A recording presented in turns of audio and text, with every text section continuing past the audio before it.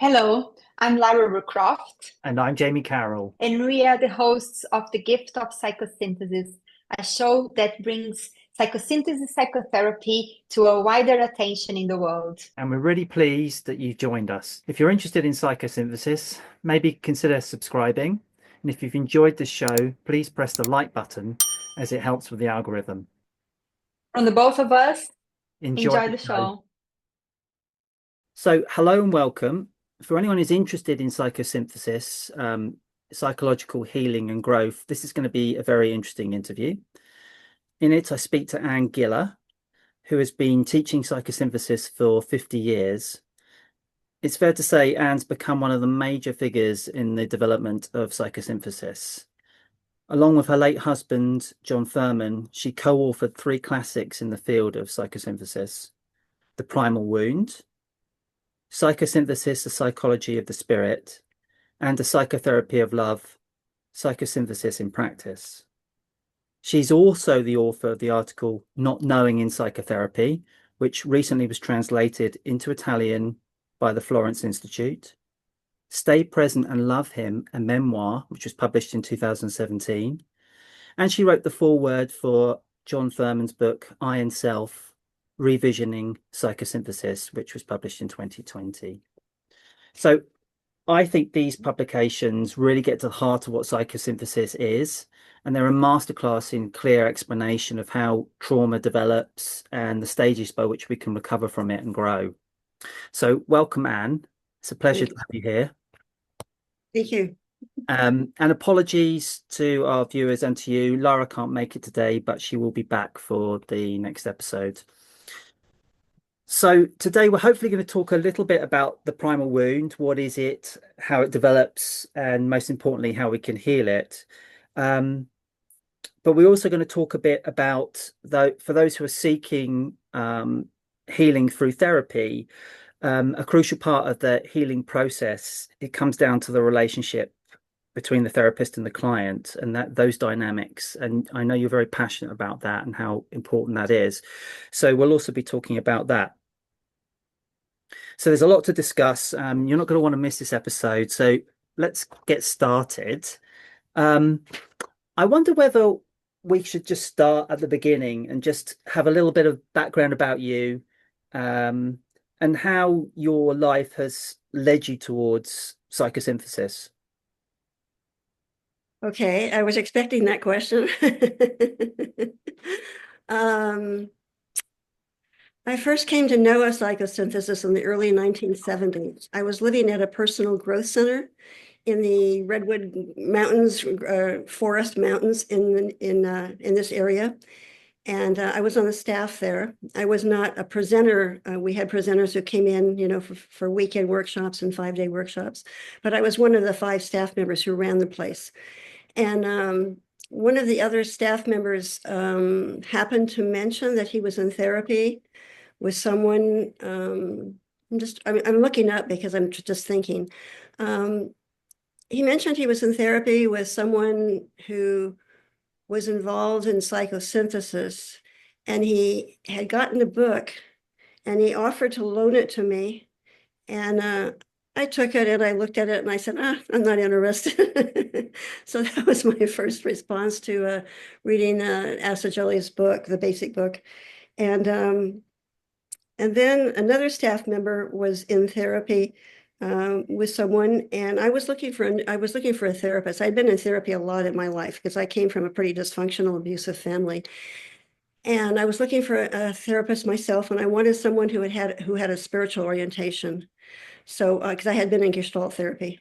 Okay. And so he mentioned, that he was seeing someone who was oriented in that way, and he gave me that person's name. And that's how I first came to psychosynthesis, was as a client. And that was Stephen Cole back then, who was part of the Psychosynthesis Institute that was in this area. And I saw him as a therapist. And then I don't know, I guess at that point, I picked up Assagioli's book again, and then it made sense to me in some way, or I felt like I resonated with it. I felt like I'd come home in a sense, as I read Assagioli's book. I felt like it was describing some of my life. So that's how I came to psychosynthesis, was sort of in that circuitous way. I guess it's interesting, isn't it? Just how you finally decided that it resonated. That's Yeah, when it was really you felt ready to sort of experience it and yeah, go, because it did not when I first picked it up. yeah. And I don't know why. I can't even explain that. It was I don't even know what the time difference was. Maybe like 6 months to a year between those two events. Um, yeah. And Yeah. I was in psychology, I had a master's in psychology. And what was I? That was when I was living up there. Yeah, I was in the mountains. I was just thinking about that. And prior to that, I had been working, I had been a research associate on a research project at a state mental hospital here in California, which doesn't exist any longer. And it was a special research project, which became fairly well known. It was sort of based on, to some extent, on R.D. Laing's theories and on John Perry, who was a Jungian. John Perry was one of our consultants.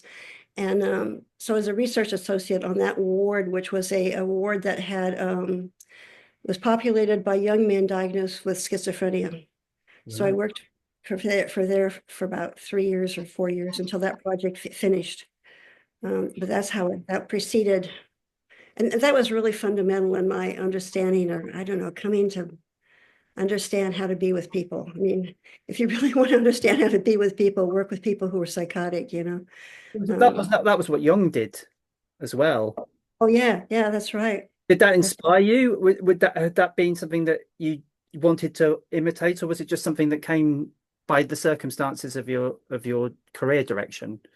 You mean working in that environment? That Yeah. was just by circumstance. I was a volunteer to begin with. I was just looking for some volunteer work, and I was seeing a psychologist, a Gestalt therapist, who was a consultant on that ward. And so I decided to be a volunteer on it, and then I ended up being employed and becoming a research associate. So I was both doing research and independent of actually being on the ward. And then I was also on the ward being with patients. Right. So Yeah. yeah, Wow. it's a very fundamental experience. It sounds so. Did it really sort of, I'm jumping a bit ahead here, but did it start to shape what you pulled into writing the Primal Wound? Um, I mean, it shaped everything. It really shaped, I would say very fundamentally, it shaped how to be with people, how to Mm. be with a person whose reality may be different from yours. And what and it just shaped so much. It shaped, the loosening or the letting go of expectations, the letting go of one's reality to be in the reality of another person. It shaped how impotent in some ways we are in regard to someone else's inner world and journey. It just shaped a lot. I mean, just recently, I really realized how fundamental that experience was, and I would advise that experience for anyone working with people. You think that's just so important? It is so important to work with people who so much live in a different reality than the one you think you live in. Hmm. I often wonder what they're actually tapping into, to be honest, whether they're tapping into altered states at times that have a certain truth, but they just can't connect with our existence and exist in the real world. I think sometimes, but I think also, I mean, my experience was that most of them, not all of them, but most of them were expressing in very chaotic ways what had happened to them in their lives, coming from abusive or dysfunctional situations. Yeah.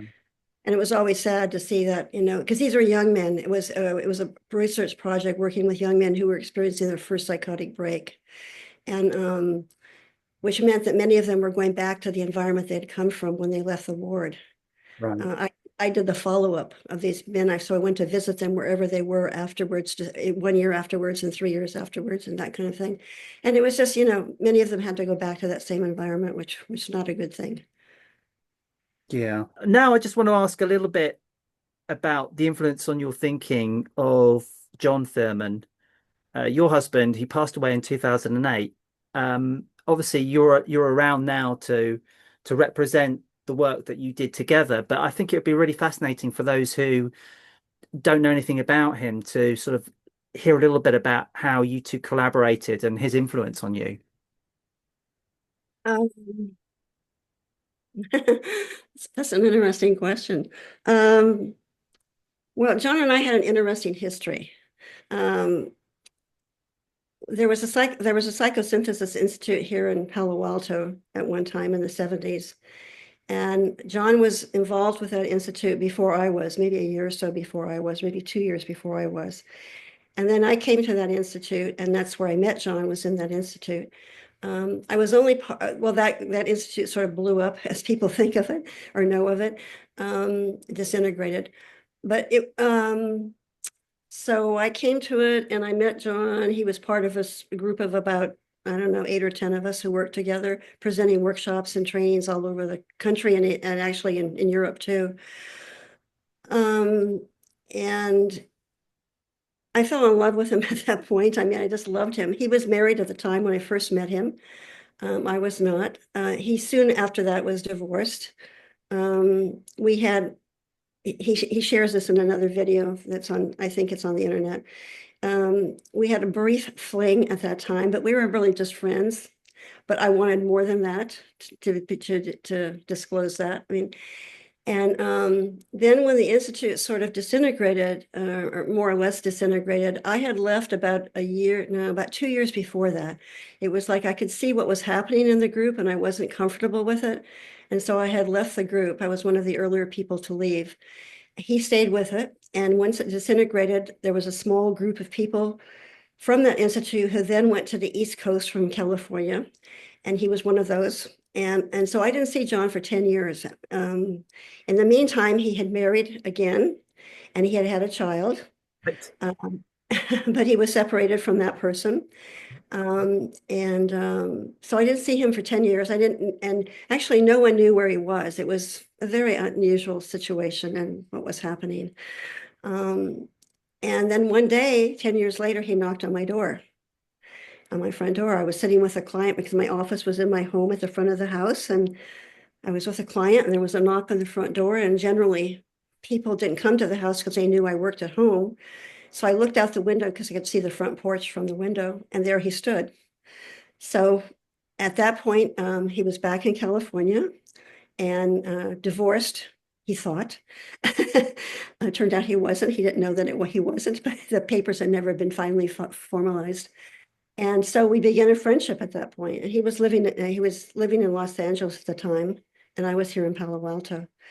So that very first weekend when he knocked on my door, it was on a Friday, I believe. It was a Friday because we spent that weekend. I was married by then again.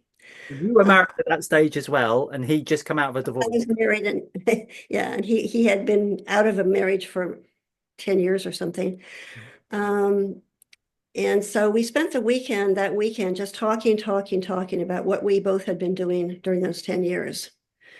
And I had been doing a really significant search about what had happened to me in my life. I had all the symptoms of a dysfunctional, abusive family, but I didn't have a lot of memory of actually what had happened. I still don't have a lot of memory of what happened, but I had a lot of symptoms. And so I had been in therapy again, actually with a transpersonal psychiatrist in San Francisco. And it was sort of the beginning of my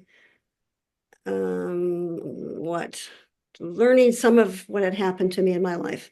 So that weekend, John and I spent the weekend talking about each of our journeys over the last 10 years from the time we had last seen each other.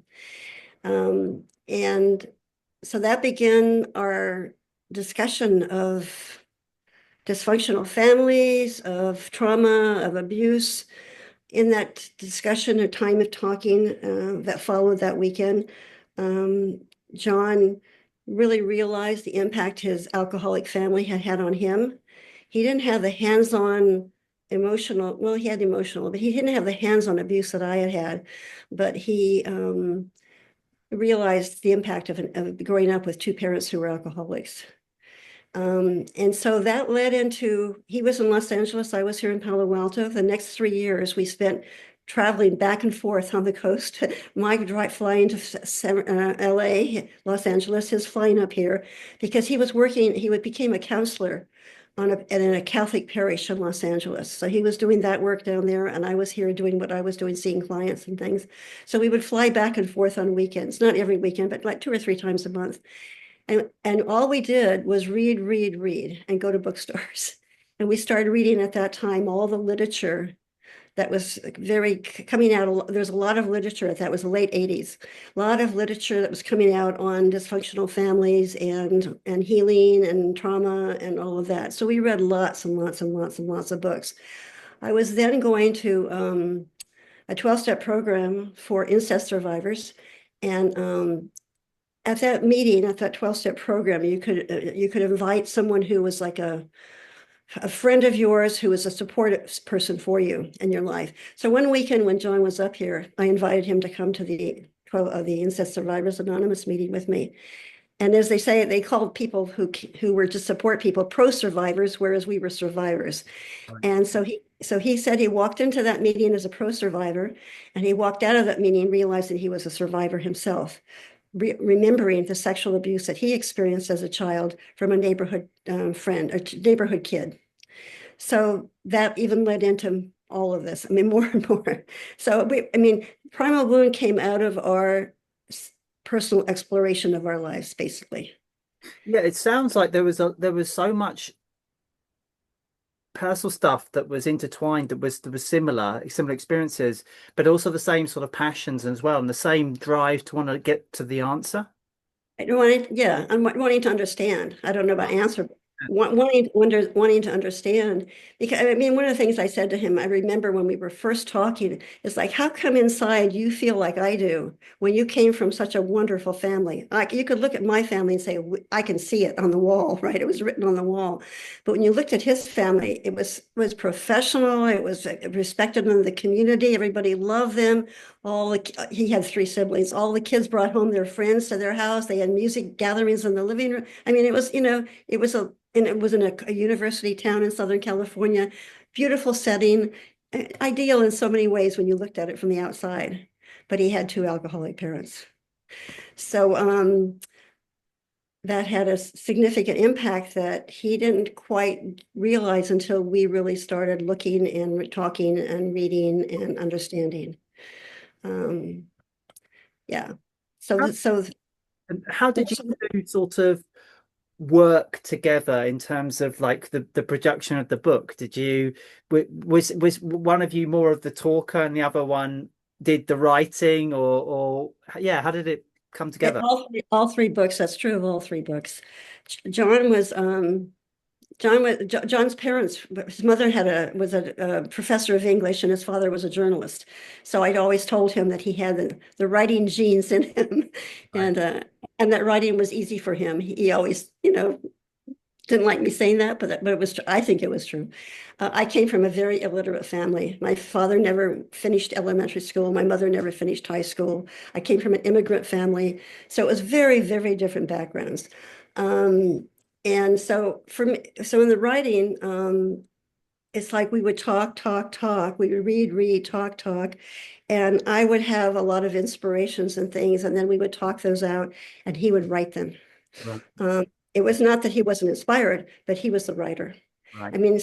So many of our students over the years said, wow, we just love this writing. It was so wonderful, whatever. And I'd say, that's John.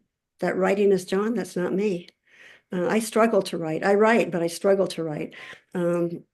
So he would take our inspirations and our thinking, and he would put it into words. It sounded like he really channeled you, though. As I'm talking to you, I can sort of feel that, he really did get your essence and put it into his writing. Yeah. He really supported my creativity and my intuition and my intellectual development a lot. He really did that. I was going to say, then he would write, and I was pointing back here because we had a little office back here where he would write, and he would write something and he'd come in and he'd say, read this, and I would read it and I'd say, and I had a tendency to, things had to be really clear for me. And you thing with writing. Huh? which is a useful thing to demand from writing. Yeah. And I would read what he wrote and I said, this isn't right. This isn't, and he'd get upset and angry and he'd go back and start trying it again. So we had that back and forth kind of thing. And then he'd bring it back again. And so we had that back and forth kind of communication. Yeah, that's interesting. Yeah, I'm glad I asked because I was always curious about how it worked out and what the dynamics were of it. Yeah. And so just going back just to finish that story. So for 3 years, we did that kind of commute. And over those 3 years, he realized, I knew he always loved me, but he realized he loved me. And then finally, at some point, the church he was working for, the parish he was working for in Los Angeles, the priest, pastor, I guess, was changing.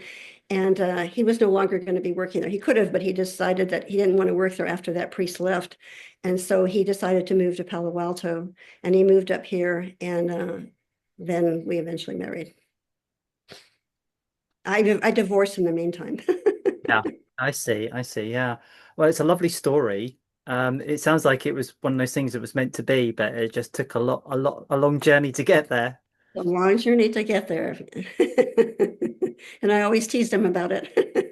Yeah, but he took it sounds like he took a while to make up his mind. Yeah, to get his ducks in a row, but he got there in the end. Well, he was thinking of becoming a Dominican brother. And so he had been, when we reconnected after those 10 years, he had been celibate for like 8 or 10 years. And so he was thinking of becoming a Dominican brother. So that was in the mix also. Right. Oh, interesting to know. Yeah. Yeah, he sounds a very fascinating man. Yeah. So I said we were going to talk about the dynamic of the therapist and the client, but before we go there, I think it'd be really useful to provide a bit of context for that discussion by talking about your book, The Primal Wound. So I'm just going to hold that up for those who aren't familiar with this book. This is a book that obviously Anne co-authored with John. It's about sort of tracing suffering in society, individual suffering, I would say, all the way back to something called a primal wound. And because it's such an important idea, I just wondered if you could tell us a little bit about what this primal wound is, because I think it's going to inform everything we talk about later. Yeah, it's a good question because the students, when they read that, always, and even though I've always tried to clarify it for them, and we tried to clarify it for them. They always thought of it as early because of the word primal. But primal wound for us is not necessarily early. Primal wounding can happen in the present as adults. And primal wounding is when we're not seen for who we are. So whenever we are not seen for who we are, and we're expected to be something other than who we are, or we're seen, we are experiencing primal wounding. So it doesn't mean early.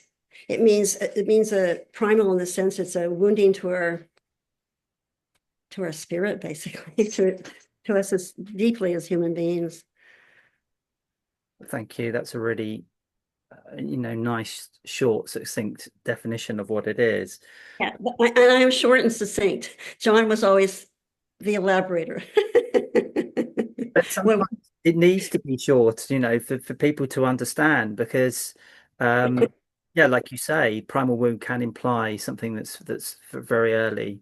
Yeah, and even though I clarify that for students, they always slip into early, because I think that for many of the students in our classes who were studying to be therapists, the classes evoked them looking at their early history, so they tended to slip into thinking of primal as being early.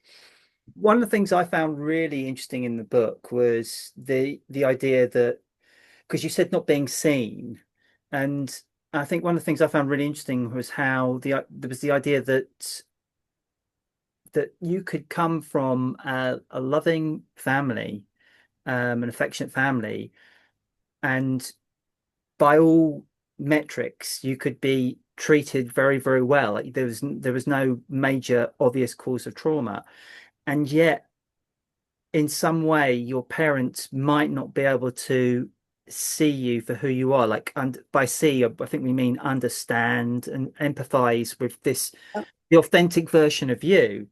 Right.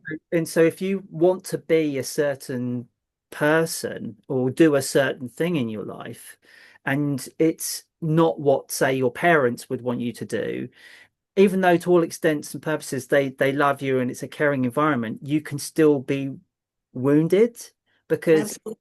you're not seen. And I think that's something that I think hasn't really, that idea hasn't, maybe I'm wrong, but it doesn't seem to have entered the mainstream of thinking about what trauma is or suffering is or the causes of anxiety and Yeah. modern. Yeah, I agree with you. And and that was really important. We always brought that up in our classes, and there would always be students who would go, "Oh my gosh," and identify that, because that was John's experience. John grew up in a family that looked incredibly loving, was very supportive, seemed very supportive, was right there. You know, as I mentioned, had a wonderful family environment and welcomed everybody into their home, and yet he was not seen, and in a way that he felt it. Um, and um, and also, you know, people tended to, this fits, I think, or maybe it's the same thing. Sometimes, like with John, he was idealized in his family in a sense. He was the hero, if you want to go into those roles, and sometimes in dysfunctional families. He was considered the hero, kind of. He was the eldest, and so you're seen that you're even seen as better than you are, and that's not seeing you. Yeah. And that was the experience. And when we would talk about that in class, there was always an aha from some of the students. Oh my God, that's what happened to me. It wasn't that I was hurt in this way and I was emotionally or physically abused or anything like that, but I was seen for not who for being grander than I was. Being grander than I was. Yeah. Yeah, absolutely. And that's also, just as you say, it's not the authentic you, is it? Yeah. And that's primal wounding. It's primal wounding. Hmm. And you also talk in the book about non-being, which I think is quite a slippery, difficult term for people to grasp. I mean, it's used in philosophy, but could you say a little bit about how the average person might understand that and how that just relates to what we've been talking about, this idea of non-being? Yeah. Well, I mean, other than from for the psychologically familiar person, Winnicott certainly talks about it, but he uses the term annihilation. You experience annihilation when you're not seen. That's the same that we use the term non-being. So instead of experiencing being, I'm seen for who I am, and I experience being. I'm not seen for who I am, and therefore I experience non-being. John always used I always liked it too, though I never saw the movie. I think it's 2001, the film 2001, is it, where there's the evil computer, I guess called Hal or something? Yeah, yeah. And I've never seen it, but I'm paraphrasing what I sort of remember from what John said. And then it's like you're out in the cosmos. You're an astronaut out there. You're tethered to the station, whatever you call it. And this something comes and cuts your cord, and then you're floating out into space. That's the experience of non-being. And when I really got into that image, when John first brought it up and talked about it, I mean, if I really, really feel that, it's terrifying, absolutely terrifying. I'm not tethered anywhere. I'm not connected anywhere. I, you know, um, so sometimes John would often use that example when we were talking about non-being. It was interesting. Students never had trouble Grasp. getting it. Right. And the word annihilation often was it's a very potent word, and one that students just like, wow, yes. And they seemed to get it. I mean, it was very surprising. So there was deeply inside of them. I don't know if they could have pointed to an actual experience, but inside of them, they felt it. It sounds like almost like there's a part of me that obviously exists. I'm alive. I know I'm alive, but when I'm not seen, um, it's like a part of me just feels completely disconnected and That's, lost and yes, that's a good word. empty and just it's like I'm not alive, even though consciously, intellectually, I know I'm alive. Like in my emotionally, I just feel just muted and just lost. Yeah, I think disconnected is a key word. If you're not, and it's true, you're not connected. Yeah. And we all have to be connected in some way, somewhere to something, whatever it is. Yeah. Absolutely. And that, in fact, that point leads on to, I think, something I just wanted to say as well, what I found, I think is really profound with the book, but also just with psychosynthesis generally. And I think this is bring this together, is how psychosynthesis obviously has this spiritual context, and it's talking about that there exists this higher self. I mean, everyone in the psychosynthesis community understand this, but that for the wider audience, they wouldn't necessarily know this, that we believe that there is a higher part of ourselves that is either the divine or connected to the divine. It's not necessarily specific, but it's not detached from us, in passively watching us. As you said in the book, it's a very personal experience it has with us. It has a very personal connection with us, this higher part of ourselves. And we call it the I self connection, because the I is the observer that we can learn to sort of create within ourselves and see what's going on. And that context is so important, I think, when it comes to the primal wound, because we're supposed to have this connection with this higher self. But what you're talking about in the book is that the primal wound severs that connection, or makes us believe that connection doesn't exist, because the connection can never truly be severed, but it makes us believe that it's not there.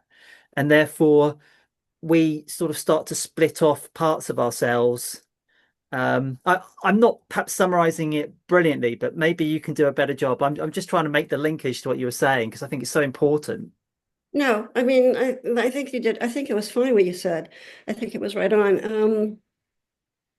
Yeah, I mean, what comes to mind when you said that is that I used to do in this area for about 5 or 6 years. There was a conference here for women who were abused as children, and it was a weekend conference, and I did the keynote at one of them, but I also did some of the little the breakout groups, the little what do you call them? The groups, 2 or 3 hour groups that would occur in the morning and the afternoon.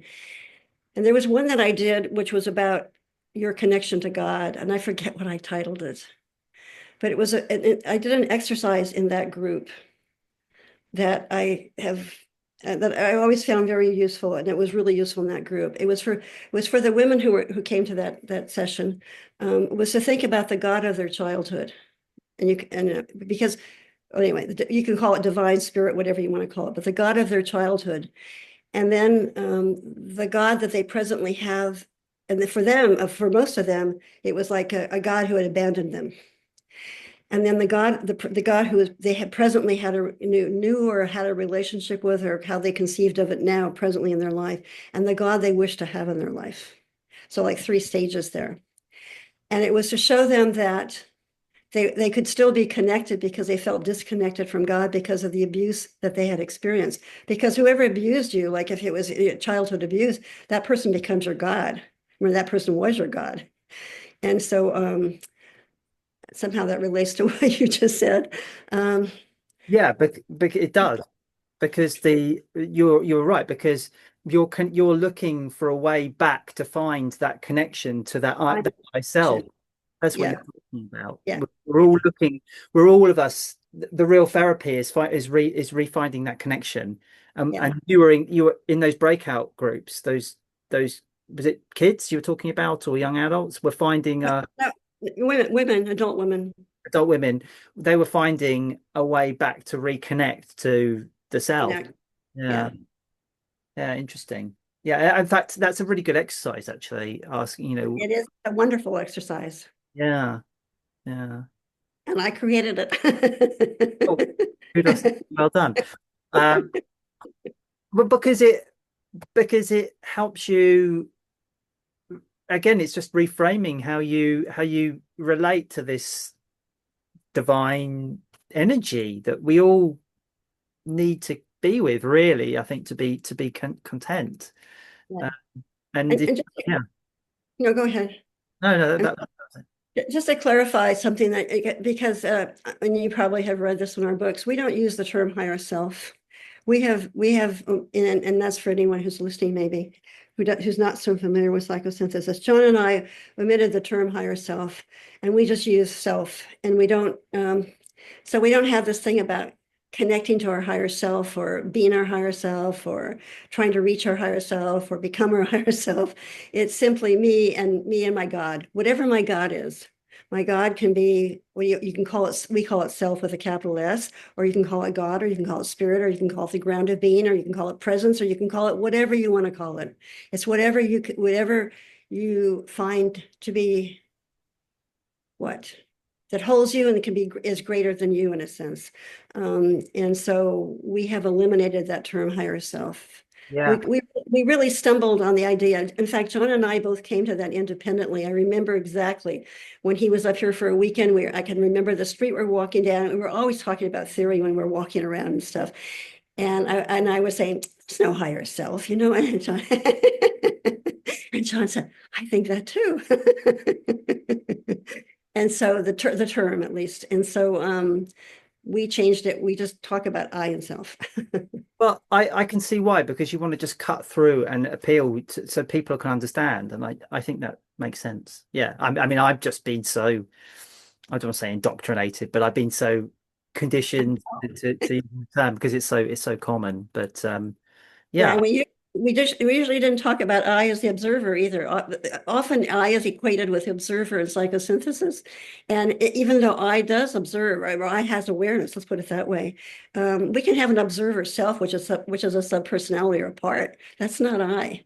I mean, in the sense of I. So, and we, anyway. Do you want to I, say more about that? That's interesting. well, just I is deeply who I am, human spirit, who can be aware and who has choice, who has will. But we don't sort of use that term observing self or observing with it. That's a term that's used, I think, by a lot of other systems. In fact, I think internal family systems does that kind of thing. IFS, I think they do. I'm not sure. Actually, I shouldn't say that. Well, perhaps it's a question I hadn't thought of before, but just very quickly, maybe we could just touch on how you have taken what Roberto Assagioli, the founder of Psychosynthesis, gave us and run with it and moved it forward. How do you think that you've brought in new innovative ways of interpreting what he was giving us? It sounds like with this idea of the self, as at least you've already moved to a place that's slightly different from Assagioli. Are there other examples of that? Right. I think it's slightly different, even though I think if you could talk to Assagioli today, I'm not sure he would disagree with this or with us. We always thought that. And also the developmental, what we call the developmental model, which is what the Primal Wound is about. Assagioli didn't have the developmental model. He had pieces of it, but he didn't have it developed as we developed it. So that was an addition on our part also. And people have had trouble with us because of that, because of our divergence, our differences. And we always return to what Assagioli said, is that people after me are to continue to develop this. This is only the beginning, but people still have trouble with it. For sure. But yeah, things do have to keep evolving and adapting. And I think it's interesting. I think as long as one's aware of where the adaptations have come in and they can understand it, then everyone has their own choice about. It's a bit like Buddhism in many ways, which you want to be with one school or another. But if you understand the distinctions, then you kind of can perhaps go with the one that fits you best, that you feel instinctively works. That's why I asked. I didn't want to make it too theoretical, but I think it's interesting. Did you come up with the term primal wound? It's not an Assagioli term, I don't No, think. we came up with it. I think there is another book out there. I don't even know what it's about, tell you the truth, called The Primal Wound. When I go on Amazon, I think you can find another book other than ours. But we came up with that. What did we come up with that term? Actually, let me pause for a minute. I would have. That's a good question. I don't know. I think there are other people who were studying trauma, and I'm trying to think of who those people were right now, who had a term similar. I don't know if anyone had exactly that term. Primal fault, no. There may be other terms similar. Again, I'm not sure if anybody actually used that term exactly as we, I mean, as we've written it. I don't think so, but I'm not sure. And I think one more question just before we go on to talking about this therapist-client relationship, because I think it's so important, and I know you want to talk about that. But just in terms of what we learn in the Institute, we're taught about something called a sacred wound, which is this idea of the pain of being separated from the divine. Is this something that you think fits with a primal wound, or doesn't? You don't hold with it? Say more. Tell me a little bit more about what you just said. It's a similar idea, I would say, to the idea of A Course in Miracles, where we're in suffering because we've incarnated in matter, basically, and the suffering we feel it can't really be healed because we're separated from the divine. Doesn't resonate with you? No, I mean, we don't, I'm just trying to see where to I was going to say plug into that. That's not how we see it. I mean, and I think does that fit? I mean, what you're saying, does that fit with people saying things like, would it be similar to the suffering I'm experiencing is something that was supposed to happen because I'm supposed to learn something from it? Oh, I don't know. I don't know. I can't. I don't want to speak because too much on behalf of the Institute for that. No, I don't know. Oh, okay. We always in our classes that always came up because we were teaching in Transpersonal Institute, and that's an idea that floats in transpersonal world. Yeah, I'm still interested in what you think about that idea. We don't agree with that whatsoever. Not at all. All right. The suffering that you experience is something that happened to you in this life. It's not something that you have to learn. We'd always counter it with, does that 5-year-old need to be raped or incested by her, whoever, in order to learn something from it? No. And we're really strong on that point. And some of that came from my own experience of the therapy I did with the transpersonal psychiatrist in San Francisco.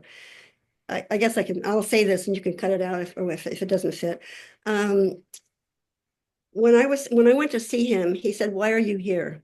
And I said, "I'm here because there's something that I need to get to the bottom of, and I don't know what it is." So anyway, I saw him, and I was about maybe a year into the therapy with him. He was a wonderful man. He's now deceased. Arthur Dykman, some people in the transpersonal world know of him. And then one day I came into the office. He was in San Francisco. I came into the office, and I was just sitting there, and I wasn't speaking. And I just sat there, and he demanded nothing of me. I mean, he was a wonderful model for me. And after about 10 minutes or something, he asked me what was going on, or did I want to share what was happening, or something like that. And I said, "Well, I'm having these kind of crazy thoughts in my head. And they're really crazy." And he said, "Well, do you want to share them?" He said, "Tell me what they are. It's up to you." And one of the thoughts I was having was, and I can share this because it's out in the world, that my brother was 8 years older than me, and my parents had to marry because my mother was pregnant with him. And that my brother was actually not my father's child, but was my grandfather's child. And my grandfather had incested my mother. And that was the crazy thought that was going through my mind. So I shared that with him, and some other thoughts like that followed. And he said, however I communicated that to him, I was like dismissing those kind of thoughts, like, "Oh, they're my crazy thoughts, they're not real," or whatever. And he said, "Is it okay if you just allow those thoughts to be there and not dismiss them?" And that was the real beginning of my uncovering a lot more of what I know about what happened in my family. I never learned if that was true or not, by the way, but it's a possibility. And so what I want to, But things like that had actually happened in your family, so it wasn't a wild. it wasn't a wild thing, because in prior therapies, even in psychosynthesis therapy, it had been often when I would come up with things like this idea that something that I want to get to the bottom of something, there's something I need to know, or something like that. It had often been the response had often been, after a bit of searching, maybe, the response had often been, well, that must have been something that happened in a prior life. I hate that. I just hate it. I mean, all of those things cut you off from getting to know who you are. And that was a response that came from psychosynthesis therapists, must have been something that happened in a prior life. And so then it was sort of like dismissed and we go on. Well, no, something happened to me in this life that deeply injured me. So going back to what you brought up, suffering. Does it have to do with like suffering comes from incarnation? Yeah, the pain of incarnation. That is somebody's idea. That is somebody's belief. Mm-hmm. They don't know that. Mm-hmm. We don't know that. Mm-hmm. I don't, and it's like I just find that really not good. Not a good belief to have as you sit with someone who is suffering, who deeply knows what needs to happen to them in their life, that can cut them off from ever knowing what has happened to them. Those kind of beliefs, like the belief that, I need to have this suffering in order to learn something. I need to have, it's a lesson for me. No. Suffering because because I came into this world, I was born. No. I'm so glad that I asked, because I think if nothing else, it shows people there's a diversity of opinions even within psychosynthesis, and as much. And go ahead. I'm sorry. No, I was just going to say, and some people are going to be very powerfully affected by what you've said in a positive way. They're going to resonate with what you've said. Other people won't. But for those who resonate with what you say, that's leading them on their perhaps where they need to go. And I think that's important.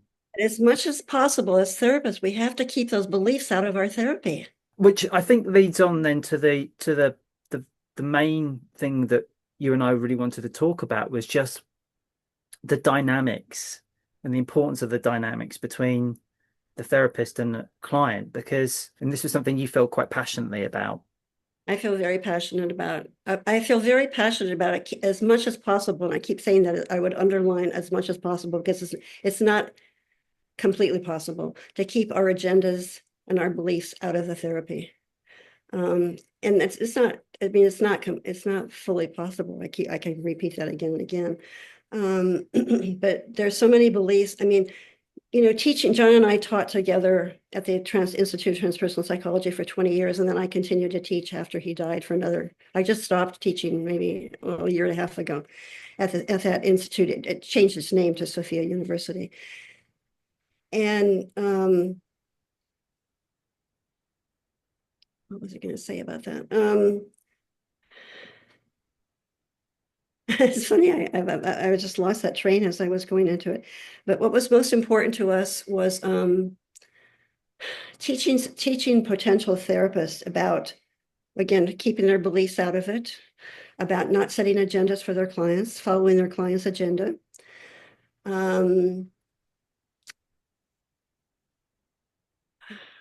About really being aware of the power they hold over clients, and how their beliefs, because of the seat they sit in, with the power that comes with it, that they can harm people. I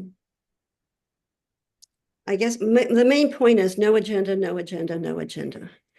And it comes from actually from psychosynthesis, which is our belief that everybody is on their own unique journey. They're trying to follow the best they can, that what they feel called to, even though it's not a conscious process necessarily. They're trying to follow it the best they can. Even in the psychotherapy of love, there's one of the sections of my favorite section in the book is how, and we also quote, just lost his name. Anyway, Houston Smith, that somebody, even the person who's doing destructive behavior, is trying to do the best they can. And we meet them where they are. And anyway, that person is on their own unique journey. It's not our journey, it's their journey. It's their journey to follow. It's their hopefully it's going to move in a more positive, I guess I'll say positive or healthy direction for them, but it's not mine to manipulate or do something to. It's help them explore it. And so, I really learned that. One of the things I learned in Gestalt, I did Gestalt training with Irv and Miriam Polster. They now are deceased too. Irv just died recently.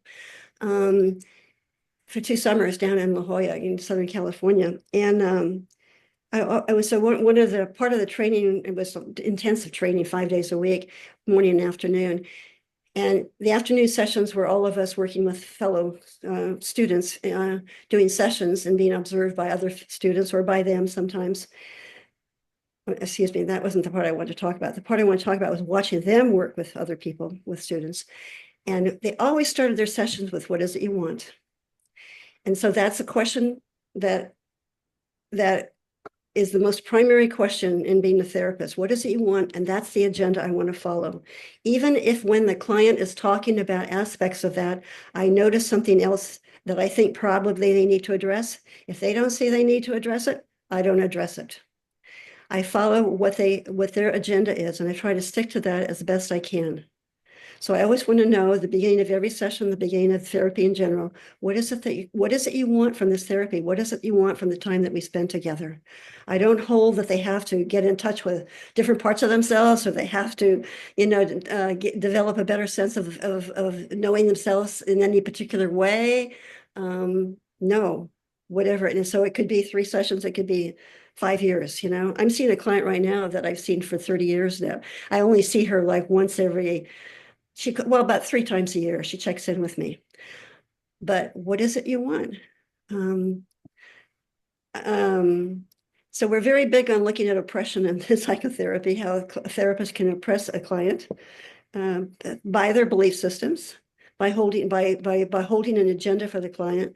I had a client some years ago, really wonderful woman, many years ago actually, and she wrote a little book called It's Your Life, My Dear Child, because she was a single mom and she was raising her daughter on her own, and she had unique ideas about child raising that were different from what you often heard out there, but very, in my opinion, very healthy.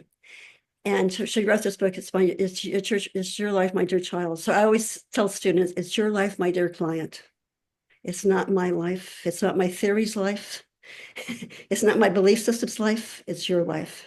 What do you think it's like for them? Because to be on the receiving end of that, where they're being understood, and their narrative, as far as they understand it, they're writing it themselves as they get more and more confident, they're unfolding themselves. What do you think it's like for them to be on the receiving end of that? Oh, I think it's one. I mean, think about it for yourself.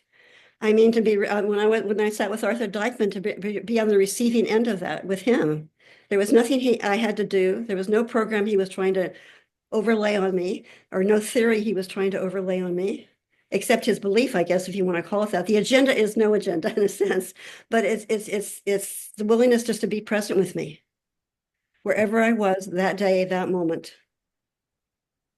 Not asking me about something I talked about last week if I didn't bring it in the room this week. Not talking about maybe some homework that we talked about, even though the whole issue of homework, sometimes people want something that I say, well, you can do this or whatever. Not saying, did you do it? Nothing, no. Where are we today? Maybe that's the Gestalt influence too. Where are we right now? What is it you want right now in the time that we have together? Mm. In these 30 minutes or 60, or not 30, but usually in these 50 minutes or this hour or this therapy in general, what is it you want? And if we start to stray from that, like in a session or in therapy, sometimes I will check in and say, when you first came, when we first started talking today, or when you first came to therapy, you said you wanted to, address whatever it was. Are we doing that? I noticed that we're over here now rather than where you initially started. Is that okay? Asking their permission and asking their will. I want them to find their own will, if that's an agenda. So I asked them, are we where you want to be? Or because we're talking about something else right now, is that okay? Not always, but often we'll do that if I find that we've gone way over here from where we start over here. And then the client can decide. We have to be careful because of going back to that idea of belief systems. I mean, my belief system I hold, even a psychosynthesis belief system or theory or whatever I hold, can influence how I am with someone. And I have to be aware of that. And I have to, when I stumble or when we would stumble in various ways, stumble on something like that, or stumble on having an agenda for the client or wishing to set an agenda for the client, then we apologize when we recognize it. There was a wonderful story that John used to tell in our classes all the time. It happened with one of his clients. And I think it fits what we're talking about. He had a client who was talking in his session about needing to buy a birthday present for his partner. And so as he talked about it, I'm not sure why he was talking about that in therapy, but that's what he was talking about.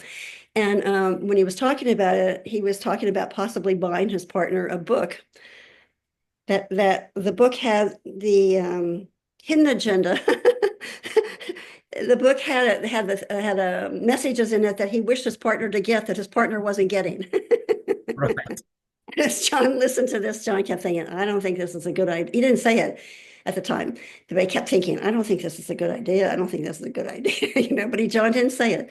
But as this client was leaving the office and John walked to the door with him, John happened to tell the client a story that had John's agenda, that agenda in the story he told the client. So in John's story, he was telling the client, don't buy it, don't buy it, don't buy it, Right. And John recognized it afterwards. He apologized the next session. So, I mean, it's very sneaky. I mean, our agendas are very sneaky. Yeah, we all have agendas, and therapists have agendas. have to recognize that. Yeah. There's no pure state here. I recognize that. But as much as possible, we really need to look at ourselves and say, what am I overlaying on this person who sits before me that's not theirs?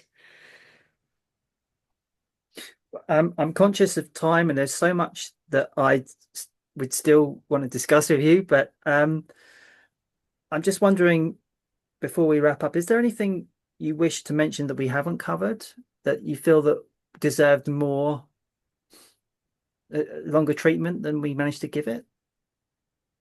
Well, the last thing we've been talking about is the most important to me, the most significant, which falls into loving our clients. That's what it is. It's loving the person who sits before us. And it's really about trusting their journey. It's not our journey. Really, we have to get that it's not our journey. It's their journey, which I've already said in a different way. So those are the most important points to me. Yeah. Also, I want to mention, because she's English and she's there in England, is you probably know her probably or of her, Gillian Proctor. No, I don't. Really don't. Wow. She's on YouTube. She has some videos on YouTube, just a few brief interviews with her. She, Gillian spelled with a G. She, maybe that's the English spelling of it. She is a psychologist, I guess. I think she's a psychologist there in England, and she's written books about power, the power relationship in therapy.